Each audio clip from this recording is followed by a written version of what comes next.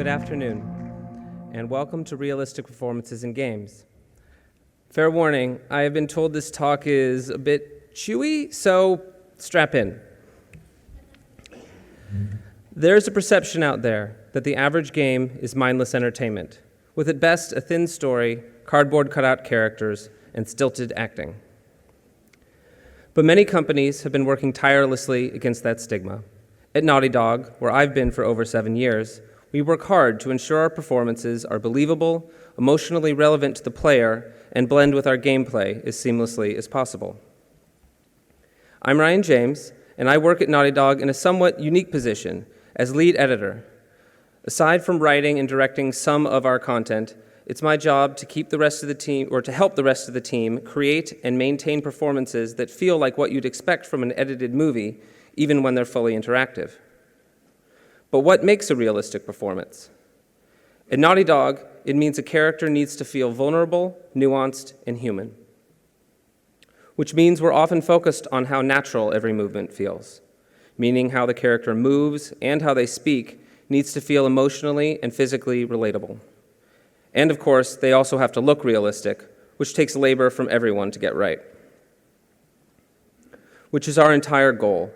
Naughty Dog's games strive to intertwine story and gameplay so the player experiences a seamless performance, which we call the active cinematic experience. We like to provide the player with emotional investment and motivation behind the moment-to-moment gameplay.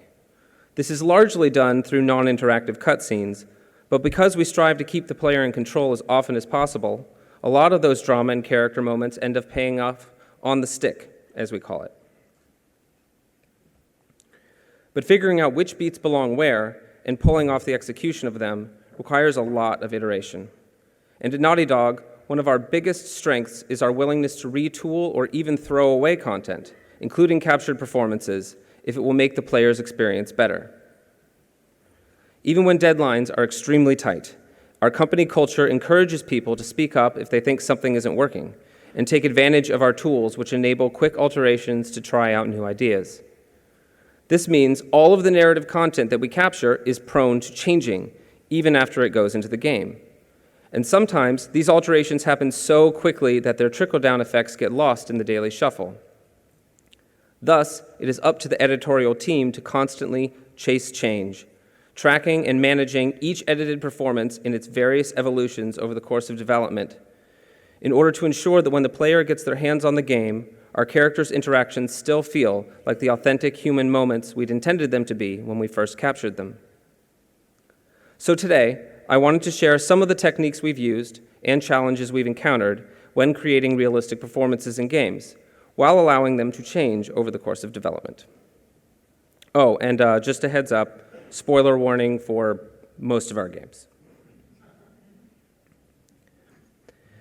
Here at Naughty Dog, we don't develop the story second. Since we shoot and implement narrative material in small batches, capturing progressively with the actors for easily a year or more, our story in fact comes together right alongside design. Of course, it takes many months of pre-production before we can shoot anything. Our directors and writers first juggle developing story macros with design, overseeing the creation of characters that offer varied gameplay mechanics, and casting actors to embody those characters. But as soon as we have enough material written, we jump in headfirst with our actors to capture story beats via motion capture and dialogue recording. Often, we focus on a demo of some kind, a small slice of the game that establishes our tone and explores the game's developing mechanics. Right away, the game starts evolving because of these initial shoots.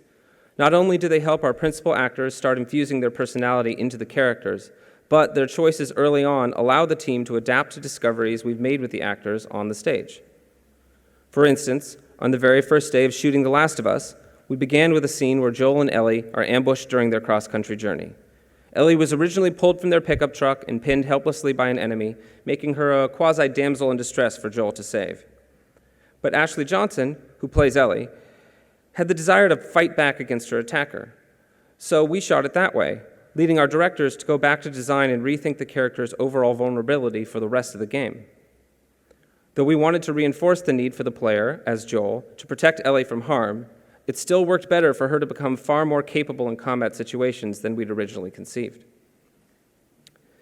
As we continue to shoot, cutscenes are initially our top priority, since these are non-interactive beats reserved for the more delicate and emotional character moments. They require as much animation time as possible to hit the level of polish required.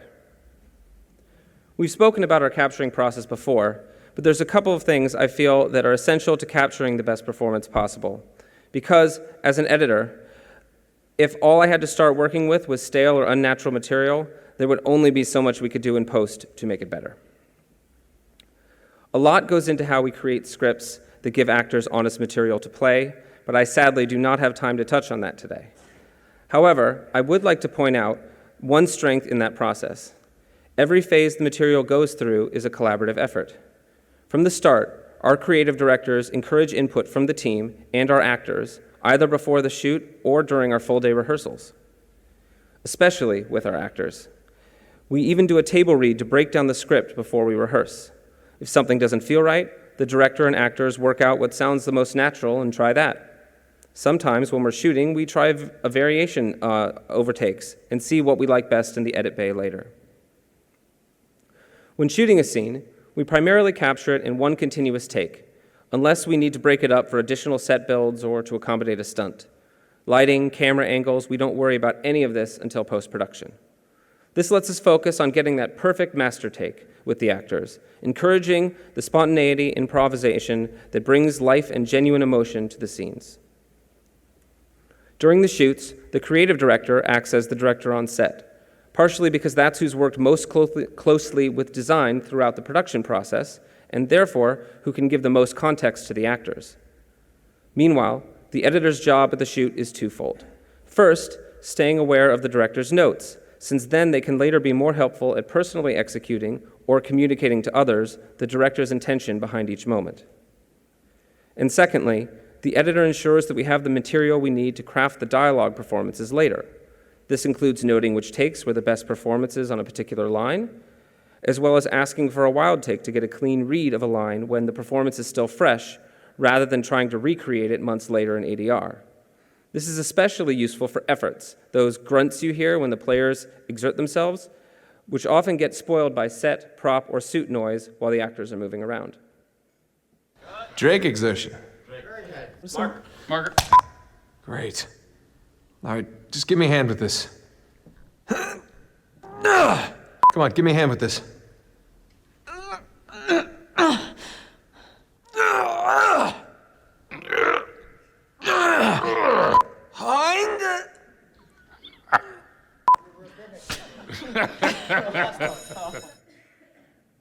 It's some of the most ridiculous things when we have them do wilds.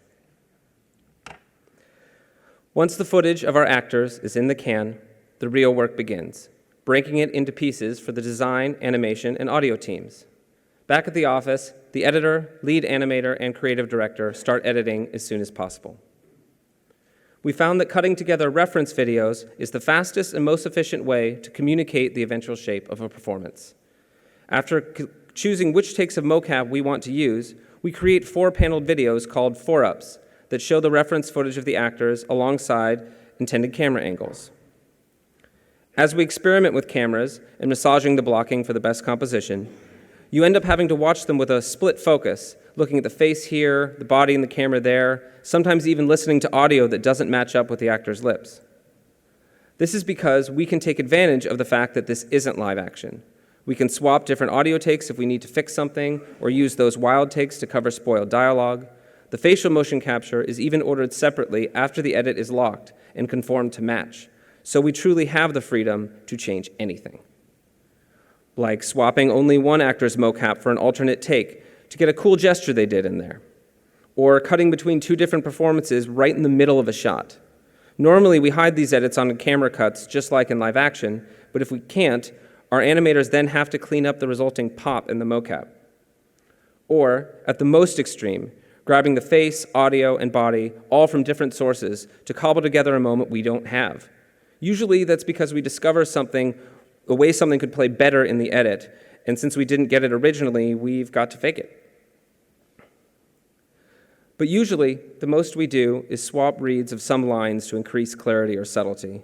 There's definitely magic in a performance that can easily be shattered if you stray too far from the source. Once a scene's edit is approved, that 4UP reference video is funneled to every department that will be involved in the further translation of these performances. This includes animation, props, environment, lighting, sound, and design. But they all know the scene isn't picture locked, more like picture latched, because, as I warned, these edits may very well have to change. Sometimes a change is required because of a mistake in the edit. Nailing the timing of a moment can sometimes be difficult, since you're essentially looking at mannequins in one pane and trying to sell an emotional transition that you can see on an actor in another. When the facial animation is applied and we look at the scene full frame, some things might move just a little too quickly, so we have to adjust and then communicate these timing changes to all the affected departments. Another change that comes up is that sets are often altered to accommodate gameplay revisions. An entrance or an exit to a space had to move. There's a wall in front of that camera, or a cover object sitting right in the middle of a character. Usually these require minor animation fixes like moving characters or cameras, but at worst, the environment might need to be reverted by art and design. The biggest changes that come in maintaining continuity with gameplay. Since the transition of characters entering or leaving a scene needs to feel seamless, their animations have to match what's actually happening in gameplay. Design helps ensure this by creating pinch points that force a certain action from the player, like opening a door or vaulting over something, that will blend into the start of a scene. And when it's over, we often blend characters' movements into regular gameplay animations to match on the way out. But when gameplay changes, so do these entrances and exits. Often this means recapturing or at least reanimating that portion of the material. Like this scene in The Last of Us, which first had to have the camera corrected to not be behind the player, because that would be too similar to gameplay. Then the level changed so that Joel would be in the lead rather than Ellie, so we needed a pickup to a new opening where Joel went in first. As these scenes change, we have to keep careful watch so nothing slips through the cracks. Sometimes certain scenes linger in a partially done state for a long time, waiting on a character model or a set that didn't exist when it was shot, for example. However, cutscenes are just the tip of the iceberg. Since we like to keep the player in control as often as possible, we've increasingly relied upon methods other than cutscenes for implementing story beats. One major way is through animations we call IGCs. IGC stands for in-game cinematic, because until Uncharted 4, all our cutscenes were pre-rendered movies, so IGCs defined the distinction between animations that happened live in-game versus more traditional non-interactive narrative moments like cutscenes. Now that everything plays back in real time, the biggest distinction is that some aspect of the animation is usually interactive. In the very least, the player might have camera control, but that all depends on the particular IGC. Some are as insignificant as opening a door or walking into the frame at the start of a level. Others are full-blown mini-cinematics, sandwiched between gameplay moments with no camera cuts, like during this puzzle in Uncharted 4. IGCs are also a clever method we use nowadays to blend into and out of our cutscenes. The first or last shot of some cutscenes on Uncharted 4 were IGCs, so the camera could blend smoothly, transitioning on a camera cut to the rest of the non-interactive cutscene. There are hundreds of these littered all throughout the game, and they will often change multiple times, being shortened, lengthened, or recaptured until design thinks they feel right within the pace of the gameplay around them. Editorial, like with cutscenes, needs to keep up with any timing adjustments, moving parts of the audio around to match the animation as it changes. But even though the interactivity of an IGC offers great advantages for gameplay, the way their audio works sometimes offers additional challenges.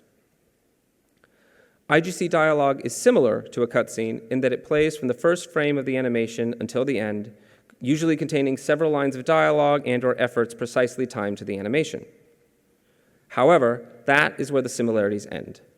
Unlike cutscenes, which play back like a movie, where every volume level or perspective shift is crafted and controlled, IGCs often have to account for a real-time interactive camera.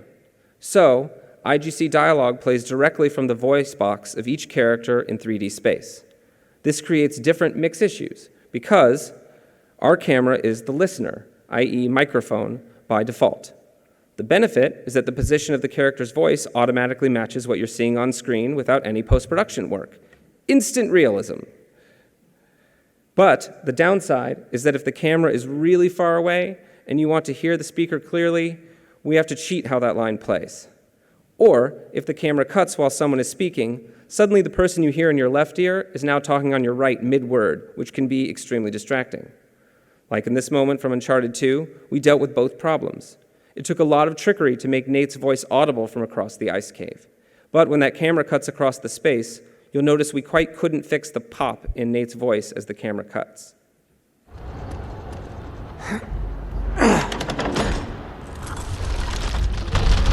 Jensen, it's a bridge! Pull the switch on your side! Yeah.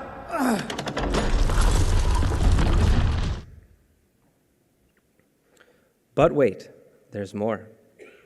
Cutscenes and IGCs are only half the battle.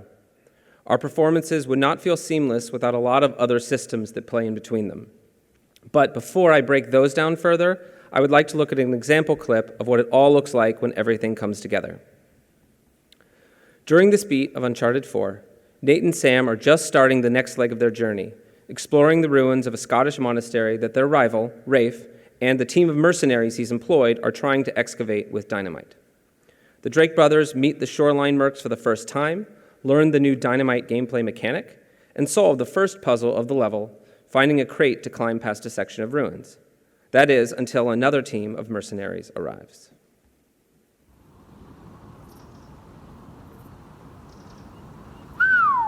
It's a long drop. Yeah. I need to find another way down.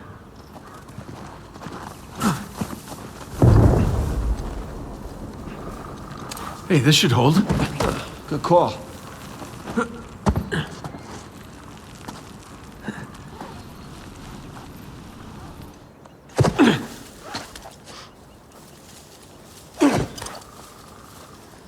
The hell is all this? It's excavation equipment. Shoreline? What? Look. I thought they were just by the cathedral. Shit, get out!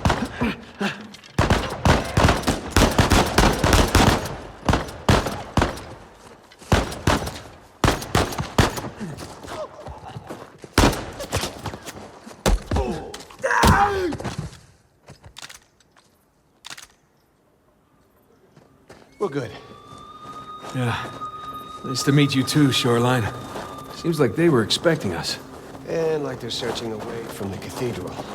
Which means we should get to that graveyard pronto. Exactly.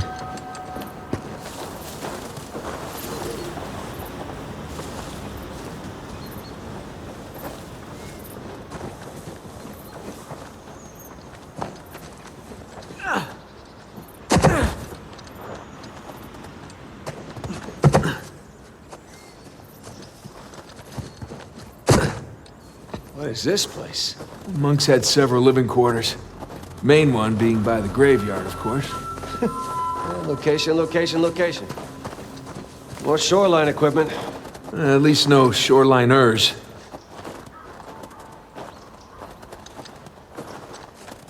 Now, what do you bet? Yep. Dynamite. Yeah, be careful with that stuff, huh?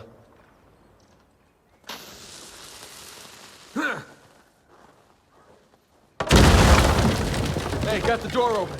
That was very loud. Hopefully they didn't hear us. Hopefully we just blend in with the other explosions. Look, there's a way up through the roof. It's too high for a boost, though. Oh, let's find something to climb on. Yeah.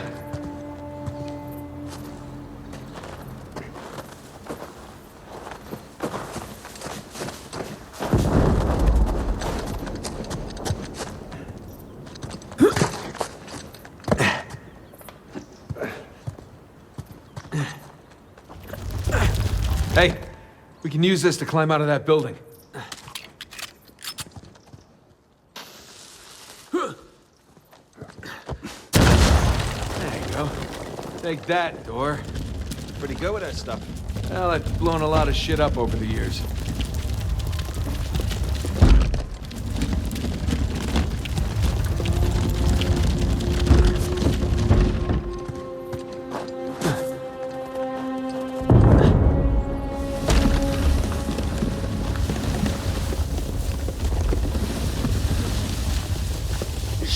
Shoreline, hide!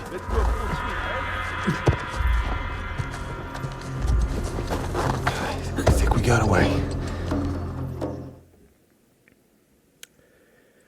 It's a mellow sequence, but there's actually a lot going on here, and every single element that's happening is helping convey our story beats. At a glance, these elements include IGCs when Nate uses his rope and later when he picks up the dynamite. Animated gesture layers on Nate and Sam as they explore and converse. Oh, and nice. Still going? Yes. Animated gesture layers. Come on. Yes.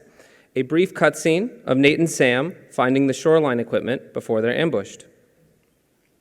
Systemic enemy dialogue from our shoreline mercenaries as they attack the player.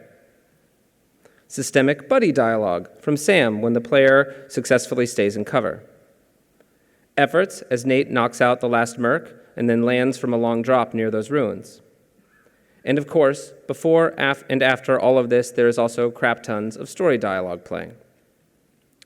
So, about that story dialogue. Most of the dialogue you hear in our games are individual lines scripted by hand with specific timing.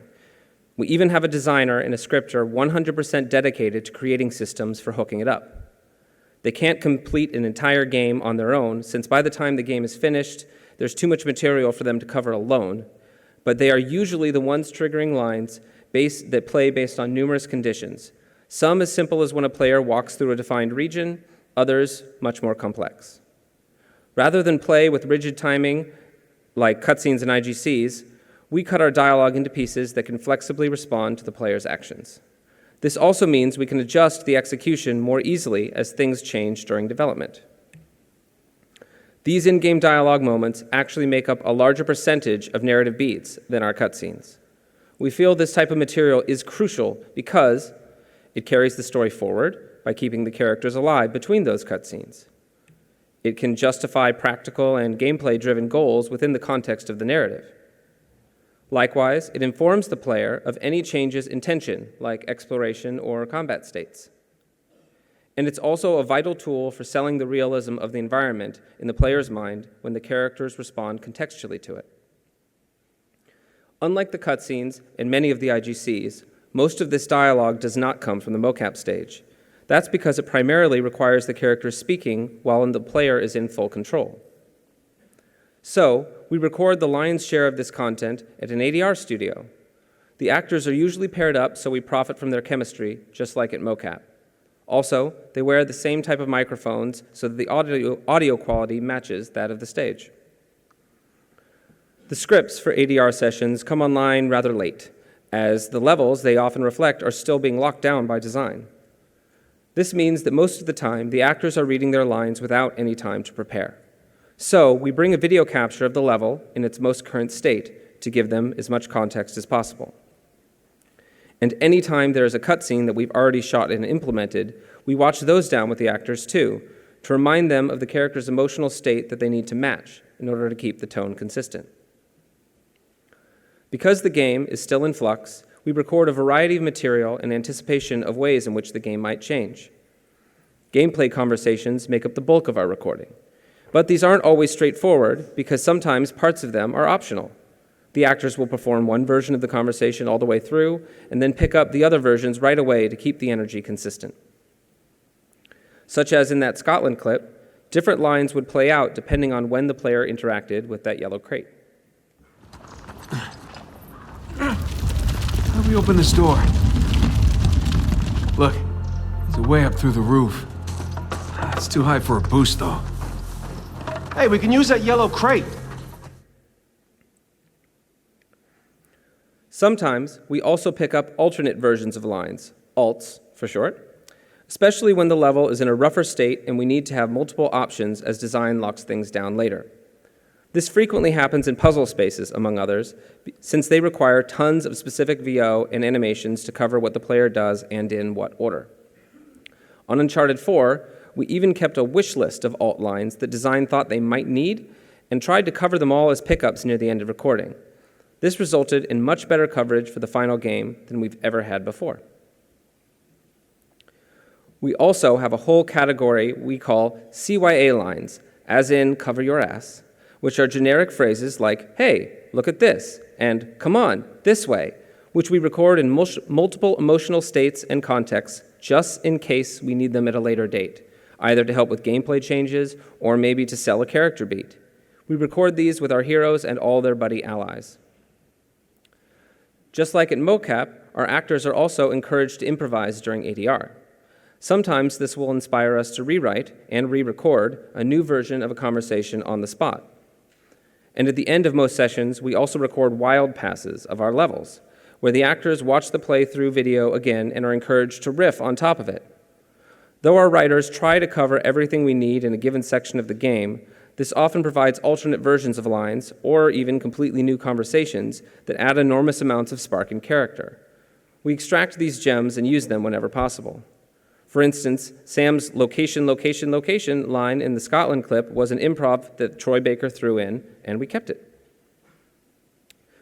All our recorded dialogue is then brought back to the office and stacked in time to the video. This means each take of a line is edited in a Pro Tools playlist and arranged in columns so we can quickly listen down to all the takes of a line when making our selects. Well, no one's home. Looks like no one's home. Looks like no one's home. These picked lines are then edited into individual files with unique names and uploaded into our dialogue database tool.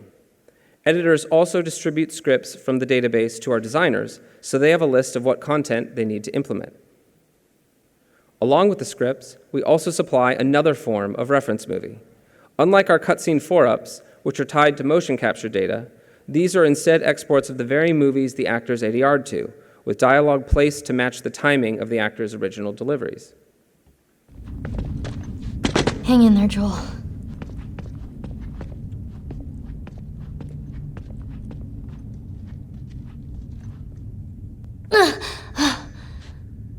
Shit. Okay. There's gotta be another way. These ref vids help show where and when the individual lines of dialogue should be scripted to play, so that it feels and sounds like a realistic performance. Designers use it as a guideline as they translate all this cinematic pacing and subtlety into pretty much scripted math. The goal is to include proper beats for a breath or a natural pause between lines, either for the speaker to have a new thought or for the companion character to actually listen before responding. When we don't hit this, the moment can feel rushed, disjointed, or flat out confusing. It sometimes takes several passes to get the timing right in-game. Designers can only use these movies as a guideline because often the video's timing was too fast or too slow and is not completely representative about how everyone might play the game. They use their best judgment, trying to keep 3 different potential play styles in mind. Some players like to explore, taking their time, stopping to hear every lovingly crafted line so they don't miss a thing. But if we were to time out everything to that play style, it would ruin the experience of more average players who like to enjoy the story but keep things moving. Where we can, the simplest solution is just to have certain lines not play if the player is going too fast. Like in the Scotland ruins, the line specifically pointing out that a ledge is too high for a boost doesn't play if the player rushes out of there before the previous conversation is finished. Hey, got the door open. That was very loud.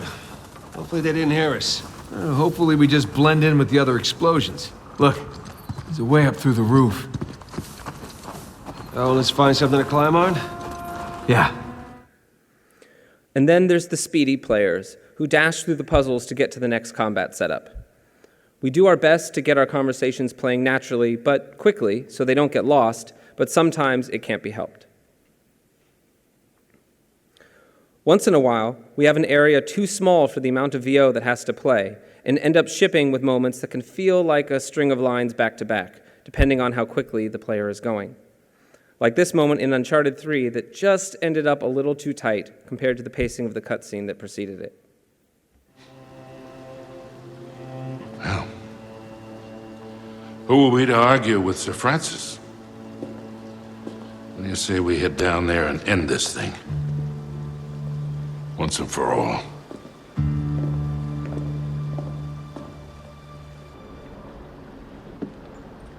Look at this place. The whole city's resting on this cavern. Doesn't look very safe, does it? That's an understatement. We gotta find a way down there.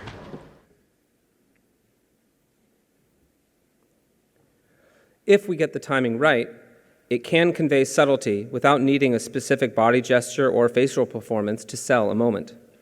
Like in this bit from The Last of Us, the pause before Ellie's "oh" line conveys a turn, her realization about Joel's darker past.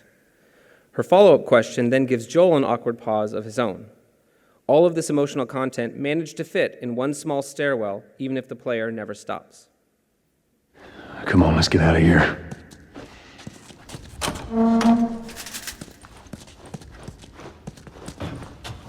How did you know Know what? about the ambush? I've been on both sides. Oh. So, you kill a lot of innocent people? I'll take that as a yes. Take it however you want. That moment worked on dialogue timing alone. But when we need more, we now can dynamically add extra body motions to our story dialogue to increase physical and emotional realism. In that Scotland clip, when you saw Nate waving his arm and actually looking at Sam while talking to him, that was an example of our gesture system. In previous games, we've had all sorts of contextual movesets and animation that helped sell the reality of the hero's world by having him or her react to their environment. Whether it be recoiling from fire, stumbling while exhausted, bracing themselves against walls, etc. Our designers are also able to play additional unique animations on our AI characters to help bring them to life contextually. That's what allows Sam to look around and dynamically check out the world around him. But now we employ an additional level of detail, gestures. These are partial animations that play on top of normal gameplay animations, like a head shake, an arm pointing, a shrug, etc. The player can be running, climbing, or crouching, and these layers will usually still play.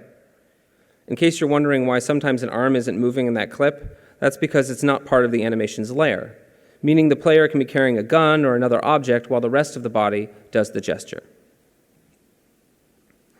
One of the ways we sell these moments is by hooking up a specific gesture to a line of dialogue in script. So when each line plays, the gestures play on top of whatever the character is doing. Programming and scripting magic also helps the speaking characters actually look at each other dynamically when appropriate. Since we don't record specific gestures for every line, the final performance isn't as rich as a cutscene might be, but the result is still an added level of life that doesn't restrict the player's movement as they roam around the game world. Though we can also hook up custom facial animation gestures to lines in the same way, we usually don't go to the extra work, since the camera is normally behind the player character's head and far enough away from all other speaking characters. By default, we employ a neat procedural system which generates lip sync and facial animations using the audio file's amplitude and subtitle text. What is this place? Monks had several living quarters. Main one being by the graveyard, of course. Location, location, location. Besides the story dialogue, we have another category of lines called systemic VO. These are groups of lines with similar context that can play when triggered by AI-driven events. This material helps to add life, reinforce character relationships, and provide feedback in various situations throughout the game, mostly during types of gameplay scenarios that use repeated systems, like combat.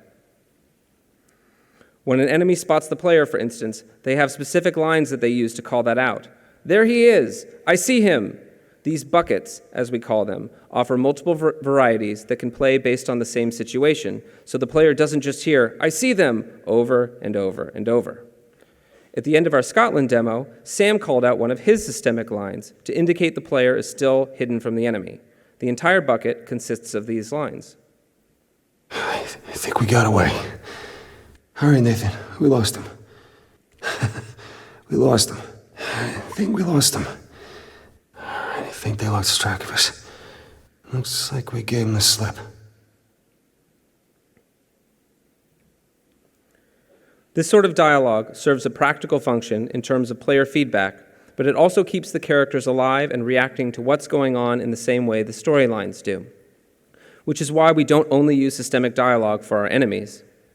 Any dialogue triggered by AI, rather than just script, falls into this category, including buckets for any major characters, the hero, their AI-controlled buddies, and, of course, all our multiplayer characters, since that mode is pretty much all combat mechanics. The system is controlled by the global tension state, which we break down into 4 stages: unaware, investigate, search, and combat. In unaware, any threats nearby have no knowledge of the player or their companions. Enemies can converse with custom story-based dialogue, like they did at the very end of that Scotland clip. The player and his buddies, meanwhile, will likely be in standard explore mode. This is the natural state of the game.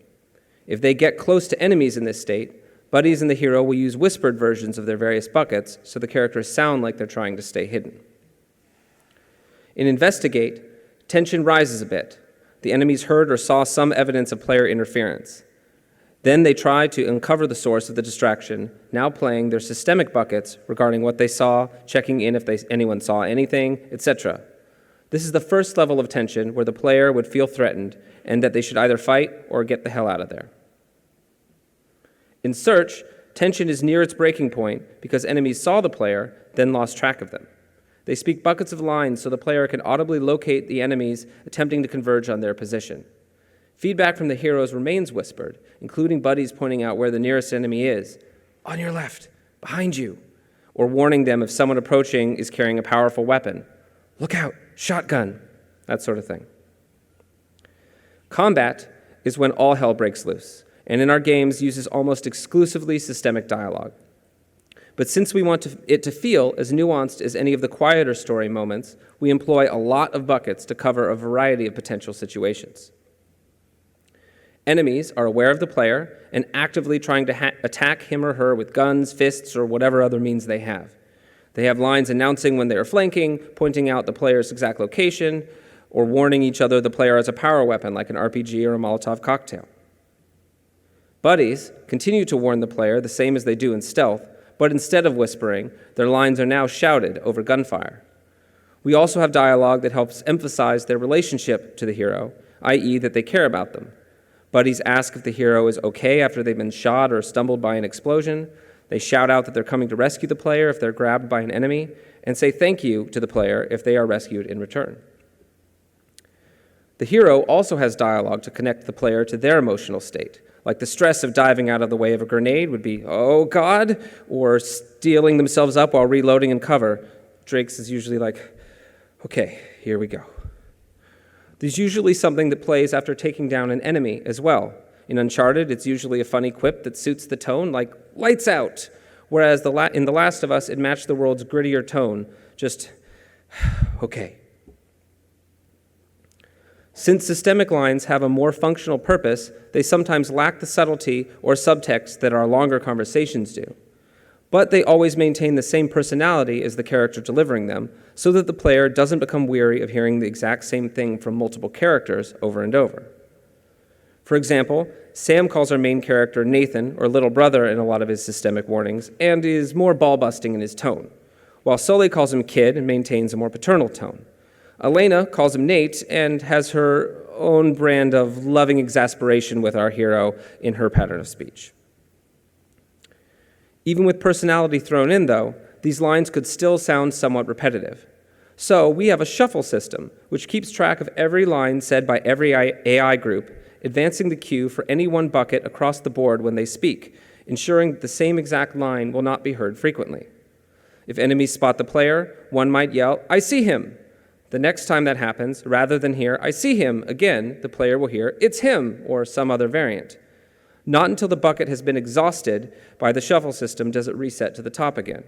We try to record 10 to 20 different lines per category that might be heard the most to avoid the player hearing the repetition in any one play session. Sometimes the lines are also written to be modular, so they can be stitched together based on a situation.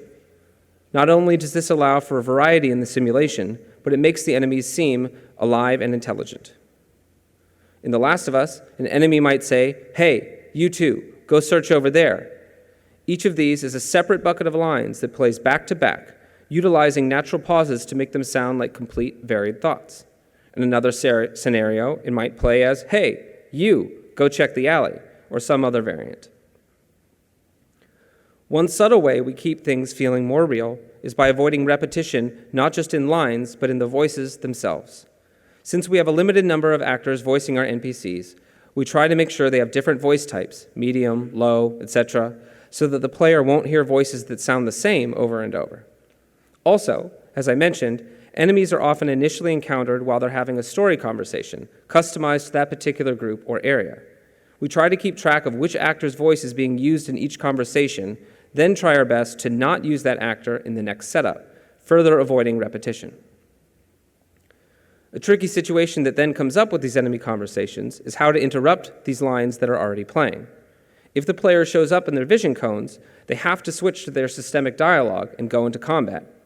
So we cut off a line, wait a split second, and then just play the systemic dialogue as if the enemy had interrupted themselves voluntarily. Right, I would have done. They're all dead! They're all fucking dead! The hell's he yapping about? Take a breath. Who's dead? The whole crew. The 76.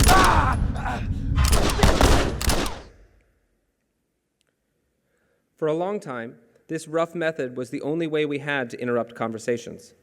However, the addition of a drivable vehicle in Uncharted 4, which the player could exit at any time, meant entire sequences of lines might be skipped because the player wanted to explore a little.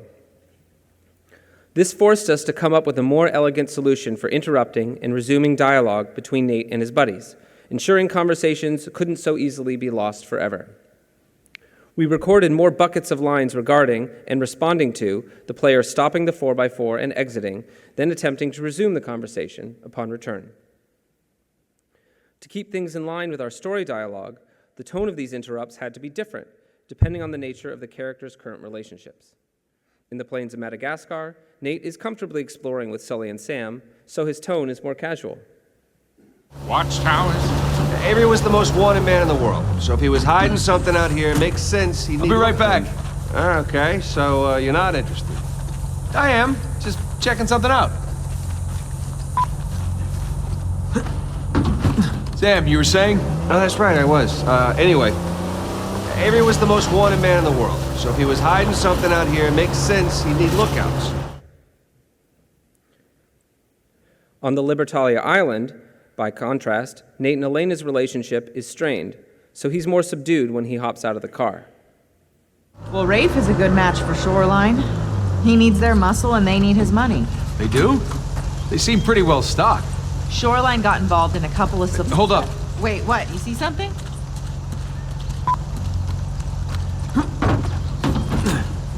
Okay, all done. Yeah, so Shoreline got involved in a couple of civil wars that didn't pan out. To make it sound natural when the character stops speaking, we had the actors record glottal stops, the sound that a person's throat makes when it stops speaking. These would play to cut off the lines in as natural a way as possible.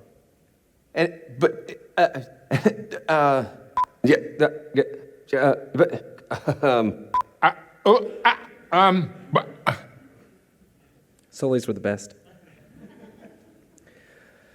Sometimes we edited alternate versions of lines that would flow more properly when coming out of an interruption.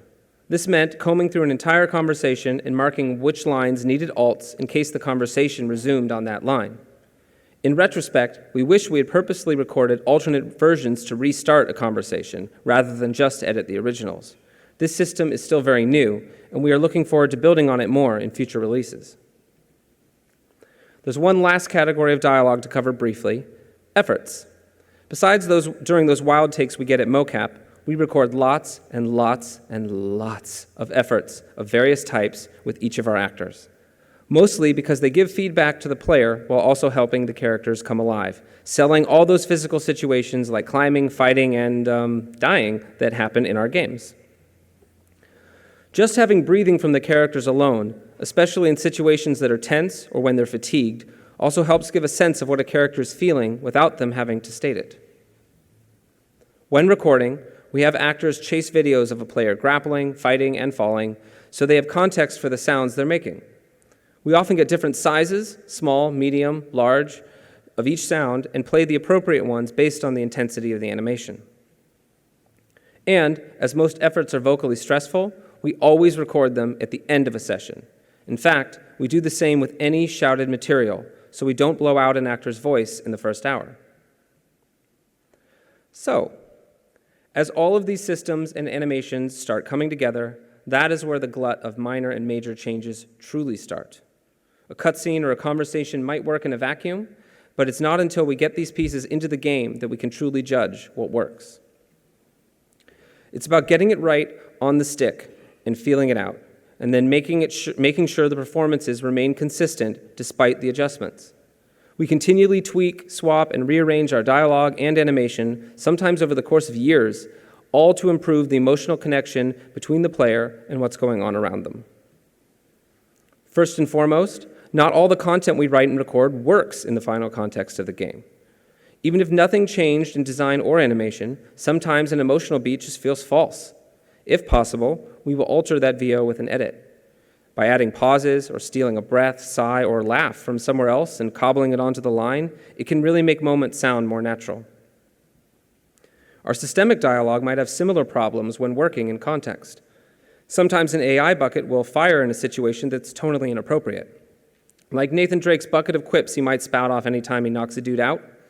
If the tone of the game at that point is more serious, our designers flag that area to suppress all the jokey VO until it's appropriate for it to play later in the game. The same goes for all the buddies' systemic dialogue. Another possibility is that a small or not so small bit of exposition might need to change. Sometimes it's contained in a cutscene, others it's a gameplay line whose context was altered by design. Usually something this specific cannot be fixed with an edit. A new line needs to be recorded. There are also times when a line is making things confusing, so it just has to go. We hold many focus tests to determine where the pacing drags, augmenting or cutting as needed to hit the ideal amount of gameplay between story beats. Since we overwrite our levels anyway, we can usually afford to cut part or all of an exchange and move another bit of dialogue in to fill the hole as necessary. All these adjustments make the game better, but we also have limits on what we can change. As the project draws to a close, the first hard wall we hit is localization. Localization, for those that might not know, is the process of translating and re-recording all text and dialogue into dozens of languages for international players. Games at some point have to lock, recording no more new lines and writing no more new text, so that all the existing material can go through this process in time for shipping.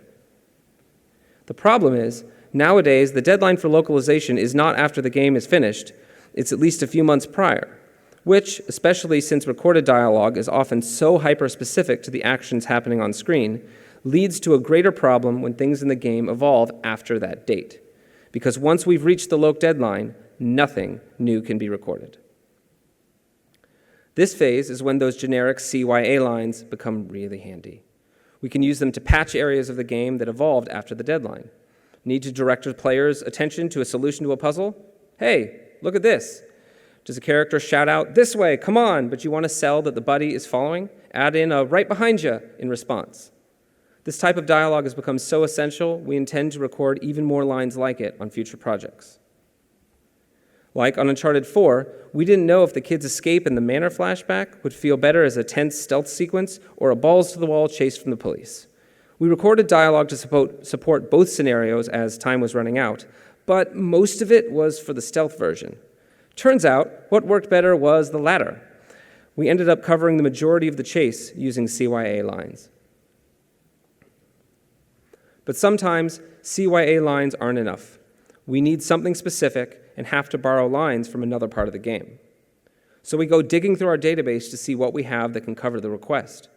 When picking the line that will be duplicated, we take into consideration how far apart the new instance is from the original place the line plays, so that, again, the player won't notice a repeat. Like this moment in The Last of Us that was covered entirely through CYA lines, reused systemic dialogue, and a storyline of Ellie's from earlier in the game. Shit. Oh, that was intense. You all right, Sam? Yeah, I'm okay. Thanks, Joel. There are even times we've had to change the precise timing of certain IGCs or cutscenes last minute, meaning the audio files returned from all the territories have to be re-edited by hand on our end. Our localization manager keeps painstaking track of all these changes so we know which files need the extra love. And by the way, tracking all of this madness by any means necessary is the biggest challenge of making things the Naughty Dog way. The efforts of our minimal production staff and various leads are sometimes heroic. But as we near the end of production, the biggest limit on us is just time. At a certain point, we can only use animations that we've captured or lines that we've recorded. If we don't have the material and can't make it up, sometimes that means living with tonal shifts or big cuts in material that was painstakingly shot and mocapped. Back on Uncharted 1, design made a change to gameplay by inserting combat into a sequence that was originally just quiet traversal. Nate and Elena casually walked into an area in the cutscene and discovered a jet ski. They weren't out of breath or recovering from a tense combat situation. But the gameplay needed a spike of energy for the player, and it worked, even though it caused a tonal mismatch with the cutscene that followed. Still, that late in the development process, we could not reshoot the scene. So this was logged as an example of how we could improve maintaining tone when going into a cutscene in the future. On Uncharted 4, we were working on an epic sword fight near the end of the game, and we had planned to introduce those new mechanics during the Manor flashback with the kids. We even mocapped and recorded a whole bunch of material to make it happen. But when we looked at the amount of work it would take to polish and script all those animations, and the time we had left to finish everything else in the game, our directors made a hard call and cut it. So the player comes to the ending sword fight untrained and can possibly be emotionally divested from the sequence as they struggle to learn new mechanics near the end of the game. But if we catch an issue early enough, it has been possible to make the hard choices required to maintain consistent tone and performances in a sequence that needs adjustment. Nearing the end of The Last of Us, one of our designers pointed out a big flaw we'd overlooked. The Firefly Hospital culminated with a cutscene where Joel charged into the operating room to save Ellie. In that scene, he kills the doctor and eventually Marlene right there, and we smash cut to him and Ellie driving away. It was a great cutscene, and the performances we got out of it, as written, were excellent. The problem was, as the designer pointed out, the player missed out on a big emotional payoff that we hadn't even thought about. After carrying Joel's daughter at the beginning of the game, the player was set up to expect an echo of that event. That Joel would be carrying Ellie to safety at the end, redeeming him some aspect of his former loss. So, with some hesitation, we looked at what it might take to salvage what we could from the existing cutscene. By keeping the Marlene animation and just picking up Joel, now carrying Ellie, we were able to move the main story beats of the cutscene into the hospital parking garage. This allowed for a brand new ending sequence with Joel carrying Ellie past dozens of Firefly soldiers who, we were assured, would refrain from shooting Joel because seriously, he was carrying the cure for mankind. So that is what we recorded all of our dialogue for. And then, after localization locked, it changed again. There wasn't enough tension if Joel could just walk out of the hospital with Ellie, so the actions of the Firefly soldiers were revamped so they could attack him. But that didn't match up with any of the dialogue we'd recorded. It took digging through NPC material we had recorded for other parts of the game to make this moment and the performances in it feel as equally polished as others in the game. Ultimately, it was totally worth sacrificing some mocap and scrambling through folders of VO to create an experience that would capitalize on player empathy to that degree. So we do a lot of crazy shit. And I'd just like to emphasize the way we do it isn't the only way or even the right way to pull off realistic performances, especially depending on your team size, budget, etc. But the level of flexibility we allow for story and gameplay to influence each other during development is why we feel we're able to strike a balance that we're proud of. And it's also why executing these performances requires constant collaboration and dedication from every discipline on the Naughty Dog team. Writing, acting, rendering, audio, concept, character, programming, animation, design, lighting, production, even IT and ops. It takes a veritable metropolis of talented men and women to make the performances that the player can feel when the controller is in their hands. It is a constant struggle, but if we can truly move you and maybe surprise you, then for us that's art worth making. Thank you.